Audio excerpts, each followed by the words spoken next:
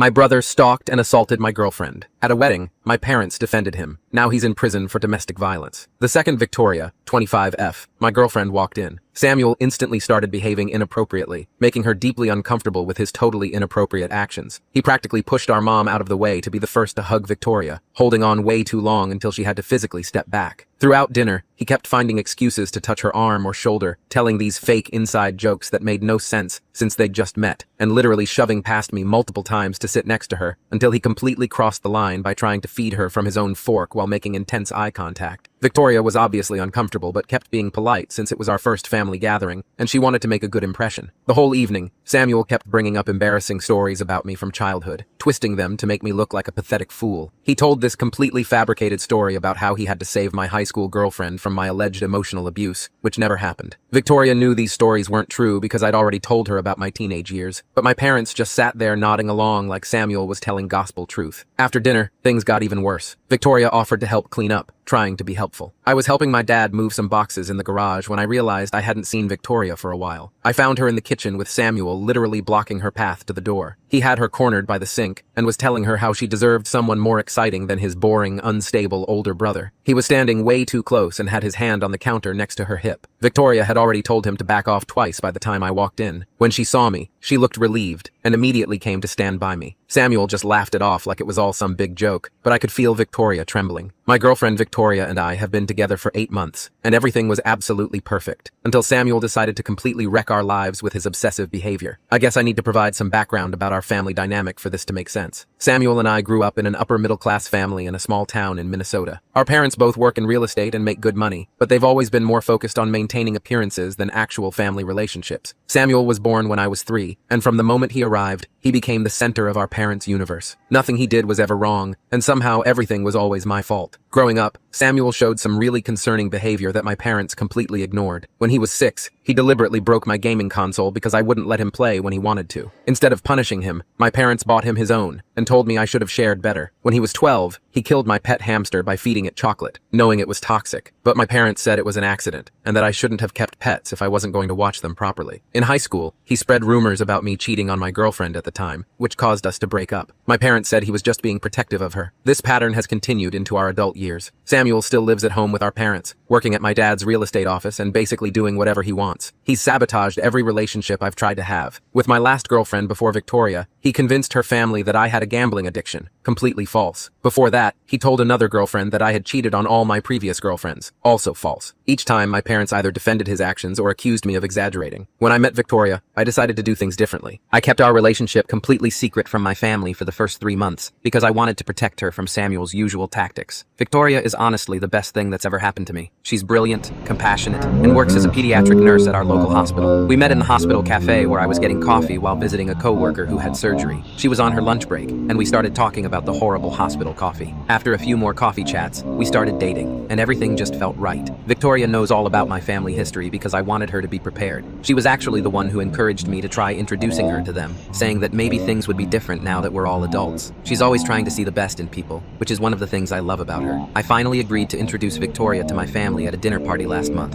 and that's when everything started falling apart. The real problem started a few days after the dinner. Victoria began getting strange calls and texts from numbers she didn't recognize. At first, it was just heavy breathing or immediate hang-ups when she answered. Then they started leaving increasingly creepy voicemails calling her stuck up and frigid for rejecting a better option. Some messages mentioned specific details about her work schedule and what she was wearing that day, proving someone was watching her. Victoria didn't make the connection at first, but I recognized some of the voices as Samuel's old friends from high school. This group of guys who still hang around with him and basically do whatever he says because his parents give him money to throw around. When Victoria blocked those numbers, they just started calling from new ones. Then Samuel's friends began showing up at the hospital, pretending to be visitors but just hanging around the pediatric ward where Victoria works. They would stare at her for hours, making comments just loud enough for her to hear. Last week, one of them followed her to her car after her night shift. She was so scared she called me crying from her car, too afraid to drive home in case they were following her. I had to go pick her up and drive her car home while my friend followed in his car to make sure we weren't being tailed. Victoria has started having panic attacks before her shifts, and her coworkers have noticed something's wrong. Yesterday, I finally had enough proof to confront Samuel directly. I had recordings of of the voicemails, screenshots of the texts, and security camera footage from the hospital showing his friends stalking Victoria. I went to our parents' house where Samuel still lives and showed him everything. He just sat there with this smug smirk on his face while I talked, then looked me dead in the eyes and said he had no idea what I was talking about. But maybe if Victoria wasn't such a stuck-up bitch, people wouldn't feel the need to teach her a lesson. Something in me snapped when he said that, and I punched him in the face. Samuel immediately started wailing like I'd tried to kill him, even though it was barely a bloody nose. Our parents came running in, and of course, they completely lost it at me, not at Samuel. They didn't even look at the evidence I was trying to show them. Mom was hysterical about her baby boy being attacked, while Dad was screaming about how I've always been jealous of Samuel and need professional help for my anger issues. When I tried to explain about the harassment, Mom actually said that Victoria must have led Samuel on at dinner and was now playing the victim because she got caught flirting with him. Dad told me to get out of his house and not come back until I've apologized to Samuel and gotten my head straight. I'm writing this from Victoria's apartment where I've been since last night. She's finally fallen asleep in the other room after crying for hours because she's terrified to go to work tomorrow. Her supervisor has been understanding so far, but Victoria's worried she'll lose her job if this keeps escalating. She loves working with the kids in the pediatric ward and shouldn't have to give that up because of my psychotic brother. I just don't know what to do anymore. Every time I think Samuel can't stoop any lower, he proves me wrong. Our parents are completely enabling his behavior and gaslighting both me and Victoria about what's happening. The police won't do anything without more concrete evidence linking Samuel directly to the harassment. Victoria is living in fear. Her job might be at risk, and my family is acting like we're the ones causing problems. Has anyone dealt with something like this? How do I protect Victoria while dealing with my toxic family? Should I be doing more to document everything that's happening? Any advice would be appreciated because I'm at my wit's end here. Update 1. First, I want to thank everyone who commented on my original post. Reading all your responses helped me realize how serious this situation really is, and Victoria and I have been trying to follow the advice many of you gave about documenting everything and taking legal action. Unfortunately, things have only gotten worse over the past 2 weeks, and I need to vent about what's been happening. We followed the advice about going to the police. Victoria and I spent hours compiling evidence, screenshots of all the threatening texts, recordings of the voicemails, and security footage from the hospital showing Samuel's friends lurking around. We also had written statements from 3 of Victoria's co-workers who witnessed the stalking behavior. The police officer we spoke to seemed concerned at first, especially about the workplace harassment, but then everything got complicated. It turns out Samuel's best friend Tyler, one of the main guys involved in harassing Victoria, is the son of a local police sergeant. When we mentioned Tyler's name, the officer's whole attitude changed. He started saying that without direct proof that Samuel was orchestrating everything, there wasn't much they could do. He suggested that maybe Victoria was misinterpreting friendly attention from guys who were just hanging around the hospital for legitimate reasons. He even had the nerve to ask if Victoria might have encouraged their attention somehow. We asked to speak to a different officer, preferably a female officer, but they gave us the runaround. Eventually, they said they would issue warnings to the people we could identify from the security footage, but that was the most they could do without concrete evidence of actual threats. It felt like a complete waste of time. My parents' reaction was even worse than I expected. The day after we went to the police, Samuel showed up at their house with a black eye, claiming I had attacked him again. I hadn't even seen him since the night I punched him 2 weeks ago, but of course, my parents immediately believed him. My mom called me crying hysterically about how I was out of control and trying to destroy Samuel's life. She said that going to the police proved I was deliberately trying to ruin his future over a silly misunderstanding. Then my dad called. He was furious. He threatened to cut me off financially, which would have been scary if I still depended on them. Thankfully, I have a good job in software development and my own apartment. He also threatened to fire me from the family real estate business, forgetting that I've never actually worked there. That's Samuel's job. It really showed how they don't even see me as my own person, just as an extension of Samuel's life. The real disaster happened last weekend. My mom kept calling and texting, saying they wanted to fix things as a family. She promised that Samuel was sorry about everything and wanted to apologize to both me and Victoria. She said they had talked to him about boundaries, and he understood he had been inappropriate. After talking it over with Victoria, we decided to give them one chance to make things right. That was a huge mistake. We arrived at my parents' house for what was supposed to be a family dinner to patch things up. As soon as we walked in, I knew something was wrong. The house was full of people. My parents, Samuel, our aunt and uncle who always take Samuel's side, and worst of all, Tyler and 2 other guys who had been stalking Victoria at work. My mom called it a family intervention. For 2 hours, they all took turns attacking Victoria's character while Samuel sat there looking smug. My mom went on this long rant about how Victoria was obviously jealous of Samuel's good looks and success, and had been flirting with him at dinner that first night. She said Victoria was making up the harassment because she felt guilty about leading Samuel on and was trying to cover her tracks. My aunt suggested that Victoria was probably used to getting attention from guys at work and had misinterpreted friendly behavior as stalking because she had a guilty conscience. Samuel played his part perfectly, acting all sad sad and confused about why Victoria would make up such horrible lies about him. He kept saying things like how much he had looked forward to having a sister-in-law, and how hurt he was that she would try to turn me against him. Tyler and his friends backed him up, swearing they had only gone to the hospital because they were visiting Tyler's sick grandmother, who apparently moves between different floors and departments every day. The worst part was when they started questioning Victoria's mental stability. They brought up how she sometimes works night shifts, suggesting that maybe sleep deprivation was making her paranoid. They talked about how stressful it must be working with sick children, implying that maybe she was projecting her work stress onto innocent interactions with Samuel and his friends. My mom even had the audacity to recommend a therapist who could help Victoria work through her tendency to create drama. Victoria tried to defend herself at first, calmly explaining the harassment and showing them the texts and voicemails again. But they talked over her, dismissed her evidence as misunderstandings, or suggested she had somehow provoked everything. When Tyler started describing in detail what Victoria had been wearing on specific days at work, proving he had been stalking her, my parents acted like this was evidence that Victoria had been trying to attract attention.